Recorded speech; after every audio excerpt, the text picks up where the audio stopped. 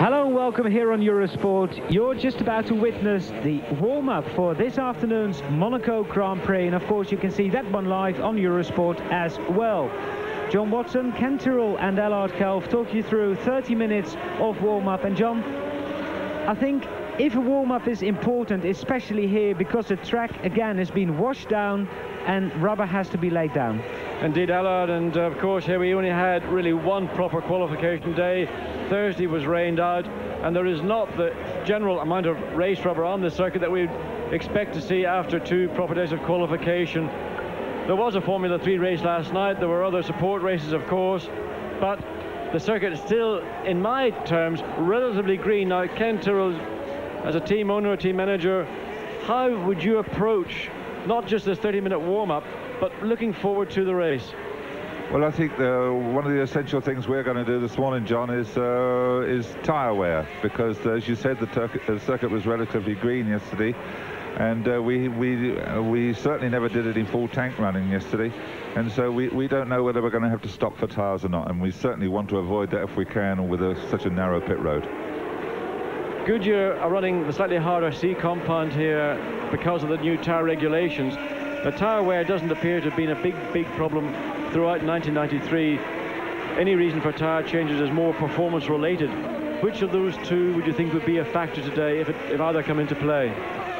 Well, I was talking to Goodyear about tyre wear just a few minutes ago, and they were saying that what they've seen so far, teams with good traction control probably will not need to stop. Teams without traction control might well have to stop.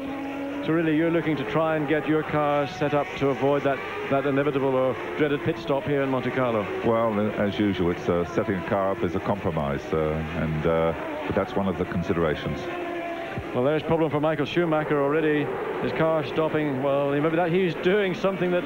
There was a wild rumor circulated here about half an hour ago, and that was that Michael Schumacher and the Benetton team had gotten out of bed about 5 o'clock, taken one of the three cars and gone off and done some practice starts, because this is the first Grand Prix, in fact, that they're using traction control. Now, they deny it, and of course everybody says no, Michael was back in bed, no sign of him at all. An interesting and amusing aside, but it's the kind of thing you'd expect a competitive front-running Grand Prix team to be doing, or certainly practicing if they could get away with it. Yeah, there has not been much opportunity here, though, John, is there? And the circuit doesn't lend itself to do it anyway. Anyway, if that was a practice start that Michael was doing then, I understood this was, you know, this is not allowed anymore. Well, Ken, you got the benefit here of watching it live on Eurosport, and you didn't miss it like us, so, well, maybe Michael just had a problem getting gears, and that was the reason why he had that practice start. I'm sure it wasn't a deliberate one. Most cars being back into the garage at the moment. And of course, this afternoon, Alain Prost will start from pole position, but as Ken pointed out this morning, a couple of years ago, he had a very cautious first lap and got overtaken twice by Jean Alesi. Do you think the same thing will happen again this year? So. I think Alain's a slow starter, actually, and I think that somebody's going to slip down the inside of him on the first lap, and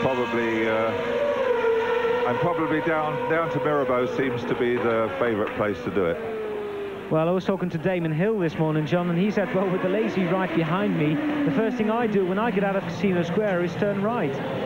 It's always very difficult first lap of the Grand Prix in Monte Carlo, and for me, the problem area will be first into Saint-Devoux, because while Alain Prost has the advantage of being on pole position, and he's got, you know, a great advantage of horsepower, he's got tremendous traction control with his Williams, so he ought to be able to get in there relatively comfortably.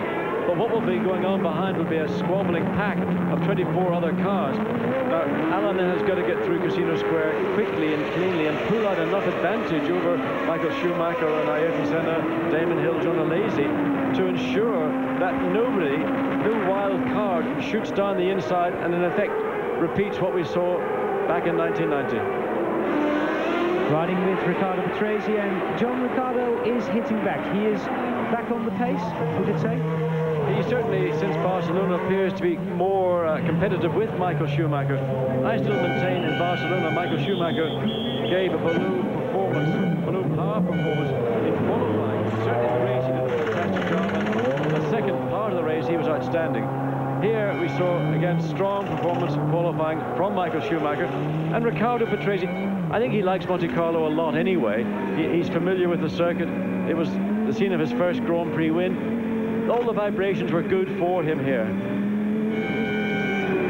Damon Hill getting back into the pits, and there was a problem with the Williams team yesterday. We saw Damon Hill had a very big spin coming out of the tunnel, and well, someone down in the paddock said that was one of the year's greatest escapes Damon had. And apparently both Alain Prost and Damon Hill had a broken left rear wishbone. Well, they certainly found the cracked wishbone on Alain Prost's car earlier in that section, which they replaced. But Damon, unfortunately, didn't have that opportunity. It only was when he came into the braking zone, into the chicane, he suddenly found himself going backwards very quickly indeed. Really just a passenger in that situation, but your fate sometimes is very kind, and in this particular occasion Damon benefited from that, and there was no damage done at all.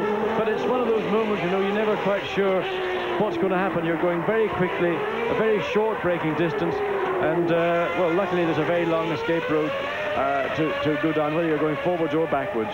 Well, he actually said, when I was spinning round, I saw the Armco right at the end of the escape road, and he said, I was travelling so fast, I thought I was going to hit it.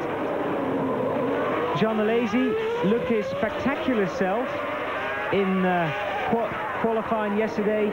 He ended up in 5th position, and of course that race in 1990 when he overtook Alain Prost. He was driving for our guest this morning, Ken Tyrrell. Gerhard Berger is the fastest driver out on the circuit. Michael Andretti is in 2nd place, but we've only had 17 cars go out so far. And we'll be back after these very short messages here on Eurosport to watch the remainder of the warm-up. What a moment to come back live here on Eurosport. This is Ukio Katayama, and that's a very interesting camera point, Ken.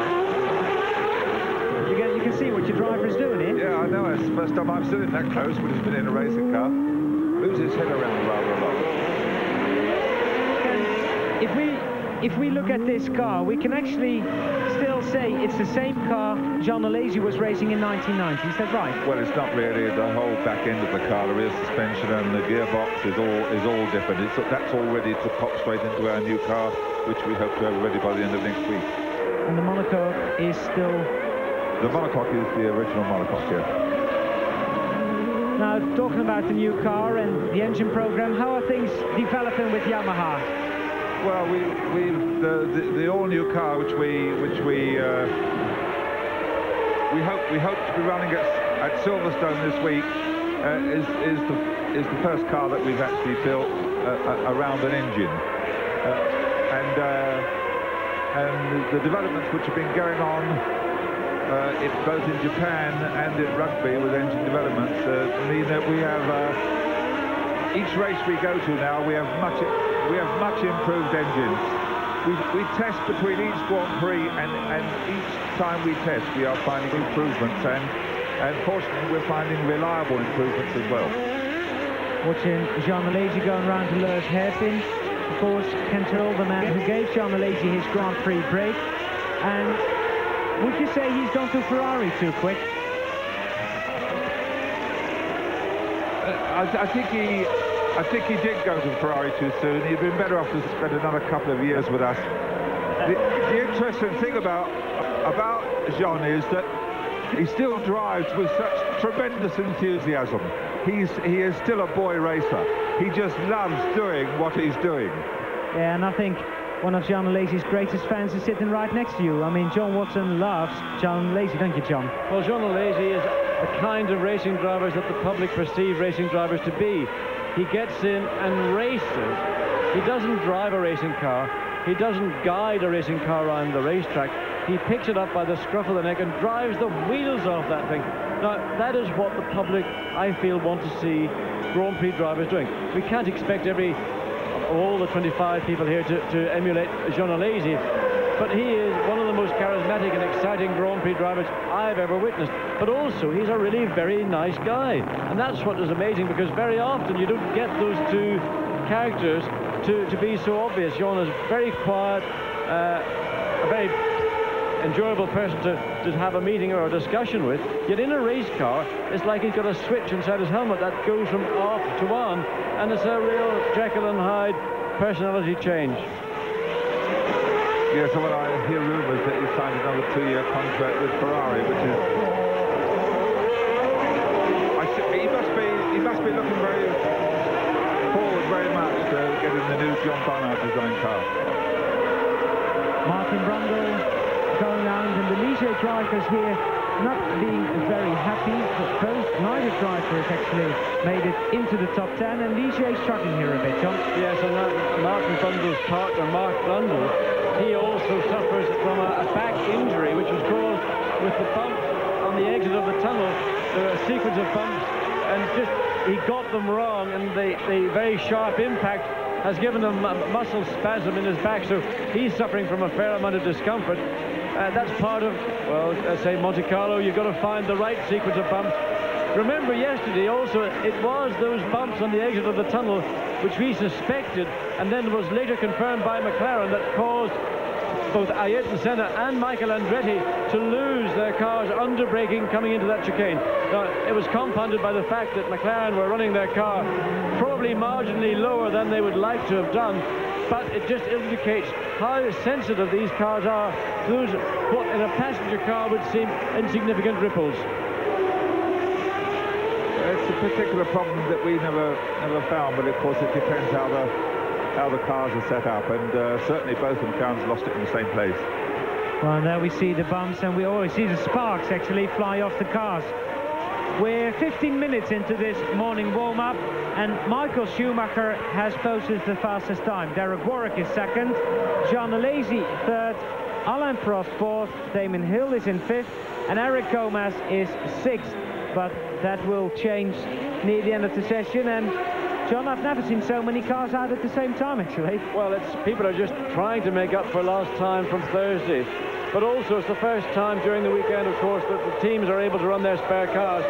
And people like Alain Prost, I'm sure Michael Schumacher, and almost certainly Ayrton Senna will want to run their spare cars in case, at the very last moment, they have to jump into it. So they will want to, for the first time, be sure that that spare car, as opposed to their prime car they've used throughout the weekend, is comparable to that race car. Who's driving your spare car? Whoever's furthest up on the grid, and in this case it's Andrea. So he's already done 2 laps in the spare car, then he's got back into his race car, and I see that what's he done? He's done a 29.4 at the moment. He's about 14th fastest. One of the things about the warm-up, of course, that we never know how much fuel everyone's carrying. We only know how much fuel we're carrying ourselves, and I can tell you that we're running on full tanks. Ken, if you're running on full tanks, you're going to have about 20 litres of fuel over at the end of the race. So how many litres are you actually carrying? We don't measure our fuel in litres these days, John. We weigh it. That's a long time ago since you drove, John. But Ken, I have to say, progress hasn't halted you, because, well, they're quite right, teams do weigh fuel in litres. But explain to our audience, why do they not measure fuel in litres or in gallons? Why is it not measured in weight? Because that's quite a different thinking to what, well, I wasn't really aware of it. Certainly not enough to make that comment and be accurate in it. Why is fuel measured in weight, not in quantity these days?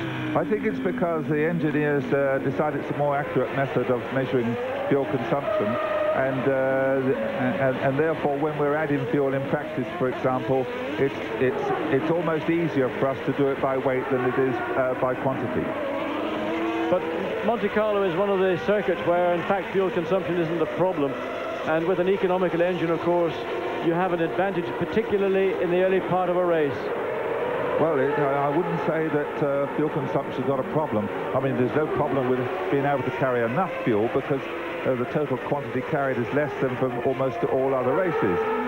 But we want our car to be light when it's on as light as possible on the start line, and of course, we want it to run out of fuel when it crosses the finish line. So measuring out the fuel and getting the consumption as low as possible is very important.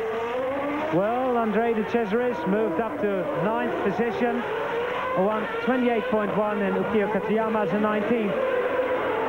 While Damon Hill crosses the line for yet another lap. Damon has done 8 laps so far in this morning warm-up, and he's dropped down to 11th. Damon, who actually, John, I think got his bad share of luck regarding traffic yesterday. Part of the skill of being a successful Grand Prix driver in Monte Carlo is finding those gaps, and we have seen people like Alain Prost, Michael Schumacher and Ayrton Senna. They always somehow find a clear lap. They only need that one clear lap. Alain Prost, for example, in qualifying on Saturday afternoon, went out immediately and put in 5 stunning laps and got his situation sorted out. Other drivers waited till a little bit later in that session. Now, it's a lottery, but you can, in conjunction with your team, find slots. What you can't do is control who happens to be on the track and then slowing down to come in a lap, and that's very often what was happening yesterday afternoon. Michael Schumacher, I was going to say Ayrton Senna, but now Michael Schumacher has taken top slot again from Ayrton Senna. Then it's Gerhard Berger, Alain Prost, Carl Wendlinger and Michael Andretti.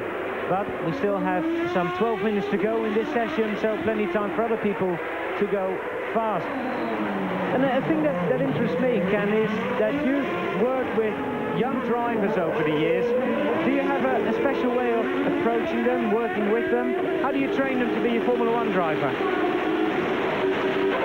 Well, a team can't train a driver. All it can do is make available a car and help them the way the car is set up, and perhaps advise a little on race tactics. But generally speaking, race drivers make their own way. If they can drive, they make their own way, and if they're good enough, they make their way to the top. Well, Michael Andretti coming through Casino Square, and this is really going to be another major test for Michael. He's had a very difficult start to his Grand Prix season, and he's right in the thick of it as well here this weekend. Very close to Carl Wendlinger on the grid, and in fact Wendlinger is 8th, Michael is 9th, and Eric Comas in 10th place. And invariably at the start into Saint-Devoux, in that middle part of the grid, there's always a lot of nudging and bumping going on, and I know Michael is very anxious indeed to stay clear of people around him and just get his car into the points for the second time this season. But if you're Michael's team manager, Ken, what would you advise him to do here this afternoon to avoid getting into trouble into Saint-Devoux or into Mirabeau further around the lap?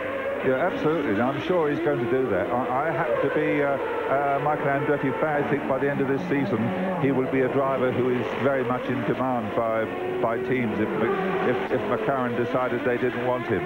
I think that he has his baptism into Formula One has been very, very difficult for him. But as the season goes on, we shall see him going faster and faster, and we shall see him quite close to Ayrton Senna by the end of the year. While Damon Hill is fastest man at the moment here in Monaco, Michael Schumacher is only 0.2 of a second behind. Then it's Ayrton Senna and Jean Alesi. Well, there's still some 10 minutes to go during the morning warm-up here in Monaco. No major dramas yet. And join us for the remaining minutes after the break here on Eurosport. There we caught a glimpse of the car of birthday boy Rubens Barrichello, who spun at Casino Square, and he's out for the remainder of this session. And this is the top 8 of the morning warm-up here for the 51st Monaco Grand Prix, while Alain Prost just improves to 5th position on our Tag Heuer Olivetti screen. Well, John, Michael Schumacher has been consistently the quickest driver out there. Indeed he has, but going back to what Ken is saying, we don't know how much fuel Michael Schumacher, or for that matter anyone else, would have in their car in this session. Now, I've always assumed that most people would have at least 3/4 of their actual fuel allowance in, because that's the condition that you run in for the longest part during a Grand Prix. There's also the psychological battle between, and Michael Schumacher, he hooked his left rear wheel on that curb, and you saw what happened. Now, that's the kind of little moment that you want to avoid. It is essential here at Monaco to avoid. Ken, what do you think about his little move there? Well, he seems to be trying a little bit too hard, would consider it's the warm-up. He really got to get the car set up for the race now. and I would have thought that it wasn't necessary for them to get in that sort of situation. But talking about how much fuel they're going to carry, I think you'll find the leading teams are carrying the right amount of fuel, probably 3/4 tanks. Well, this is just Michael Schumacher again. That left rear, you see, hooked over. It's a very steep curve. It's about a foot high. And if you get your rear wheel into contact with that, it will throw the car around. You might even spin it. And if you're unlucky, you'll lose the engine. That would certainly be the end of your morning warm-up. But probably more importantly in the Grand Prix itself, important to stay away from that curve. Yeah. Well, getting back to the amount of fuel they're carrying, some of the lesser teams here at Monte Carlo might have a potential sponsor in tow, and they want to make an impression on him, so they might run with light fuel for half an hour to get themselves up to a midfield situation. But the teams that are going to be in the points in the end won't be doing that. Well, certainly Michael Schumacher has dominated this session so far on Sunday morning. Damon Hill currently second quickest, Ayrton Senna third, John Alesi fourth. Now, Ken, are you surprised that we only see Alain Prost, who was the man that dominated qualifying, only is fifth quickest? Or would you think that Prost is so experienced and so comfortable with himself at Monaco, he's not concerned about this morning? I think that's about right, John. I think, well, what do they call him, the professor? He's working out what's the best way to do it. And the person he's going to be most worried about in this race is Ayrton Senna. Times are in the low 1:24 bracket at the moment, with Michael Schumacher on that 1:24.220, of a second faster than Damon Hill. And Johnny Herbert, well, he hasn't got traction control. Also, that's not the kind of thing you want to do in a race, because your tyre wear or tyre performance really doesn't like that kind of sliding around. Now, we enjoy it, and we know all our Eurosport viewers enjoy it, because that's exciting to watch. Well, here, this is plenty exciting. This is the first time we've had a camera, really, what I was going to say is between the driver's legs. In fact, it's probably down close to the right-hand side of the bulkhead in the Tyrrell. And you get an idea of the discomfort that is involved in driving around here. And Ken, you said that Akia's head is wobbling around quite a lot. That's not a matter of fitness, that's just a reflection of the bumps on the circuit. Yes, but I've been told by several journalists that he does seem to move his head around a lot. And I don't quite know what. This is the first time I've seen it myself. Well, Akia accelerating from the chicane down to the Tabac corner and through the left, right at the swimming pool. This is a very spectacular part of the circuit. I stood down there after qualifying watching one of the support races. I tell you what, it is awfully quick through there. Talking about Ukiyo Katayama, Ken, it's his very first Monaco Grand Prix in reality, because last year when he was driving for actually the man who's sitting next to us, Cyril Larousse, he didn't pre-qualify, so he did that first hour on the Thursday morning here, and did not go through the weekend. How did he handle his first proper Monaco Grand Prix? Well, the first practice day Thursday was wet all day, of course, and he in fact had 2 accidents in the untimed practice. But yesterday in the dry, he stayed clear of everything and qualified 22nd, and I think he did a very good job, actually. He's a boy, in my opinion, he's a young lad who has got a bit to learn, but he's got what it takes to become a successful Grand Prix driver. Ken, I think what's been very interesting and quite impressive for a lot of the more knowledgeable journalists around the circuit is that everybody knows how fast Andrea de Cesaris is. He's your, let's say, #1 driver. But on more occasions, I think Akiya Katayama has outqualified Andrea. Yes, I think that Andrea does like to fiddle about with the car rather too much for my liking. I think if he was to concentrate on driving what he's got, I think he would be doing better. You can see now that he's spent some time in the pits. He'll be playing around with the car again this morning, when in fact he'd have been better off to do what Schumacher and Hill is doing and getting some laps in. But Ken, the thing he's very particular about is our tyre pressures. Half a pound up or half a kilo up or down. That is something I know from other teams. He is very sensitive, and it is a bit of, well, how do you monitor your tyre pressures to than half a pound when they change on the circuit so much? While Alain Prost goes fastest in the morning warm-up on a 1:24.025. He's done 13 laps so far. Michael Schumacher is now second. Damon Hill is in third, and Ayrton Senna is fourth. So the 4 drivers in the top 4 on the grid are the top 4 drivers in the morning warm-up, although in different order. We're just watching one of the Sauers, and actually JJ Leto was pretty upset yesterday because he reckoned his car was pretty much undrivable. Well, that's often the case around Monte Carlo. You have a car that might be perfect on a normal racetrack. Remember, Monte Carlo is a street track, and you've got all the compromises that you would get in any urban or city environment. This is in car with the Sauber. Unfortunately, the lens has got rather covered in oil and water from other cars out in the circuit. But you see coming through left, right, this is round the backside of the swimming pool, then the second part, right, left. Second part, quite a lot slower. And then the final acceleration down into Rascasse. Here's an area where it's quite normal or quite common to see people spinning, backing the car into the barrier or whatever. But Ken, just going back to that thing about tire pressures, it is important. And it's an area where we don't get a lot of information from teams. But Andrea, particularly sensitive to tire pressures. Are they that important or not? I think if the driver thinks they're important, then they're important. Each driver has his own particular fad about the way he wants the car to be, and as you say, Andrea does worry about his tire pressures quite a lot. So we spend a great deal of time making sure that in that area he gets what he wants. Alain Prost, the man you're watching on the screen, is the fastest driver in the morning warm-up here in Monaco. A 1:24.025.